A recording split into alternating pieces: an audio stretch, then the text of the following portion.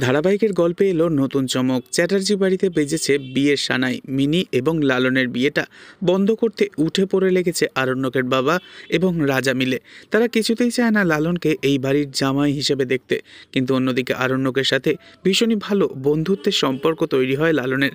আরণ্যকের বাবা মোটেই চায় না লালন মিনিকে বিয়েটা করুক, কারণ লালনদের পরিবারকে একসময় ঠকিয়েছিল আরণ্যকের বাবা নিজেই। আর সেই দরুন বড়লোক পরিবার থেকে আচমকাই বস্তিতেই ঠাঁই হয় লালনদের। কাজেই কেঁচো খুঁড়তে যাতে কেউটে না বেরিয়ে আসে সেই চেষ্টাই করতে থাকে আরণ্যকের বাবা। অন্যদিকে আবার দেখা যায় রোশনাই যে মা হতে চলেছে এই খবরটা জানতে পারার পর থেকেই ভীষণই দুশ্চিন্তায় পড়ে যায় গরিমা এবং সুরঙ্গমা মুখার্জি। তারা দুজনেই কিছুতেই চায় না রোশনাই আর কোনোভাবে চ্যাটার্জি বাড়িতে থাকুক।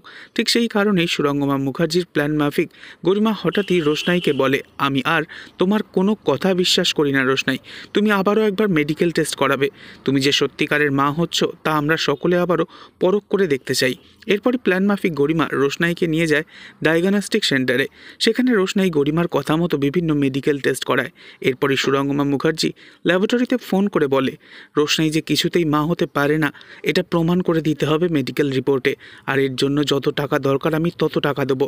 এরপর সুরঙ্গমার কথা মতো সন্ধেবেলা বাড়িতে মেডিকেল টেস্টের রিপোর্ট দিতে লোক আসলে সেই রিপোর্ট আরণ্যক হাতে নিয়ে দেখা মাত্রই চমকে ওঠে।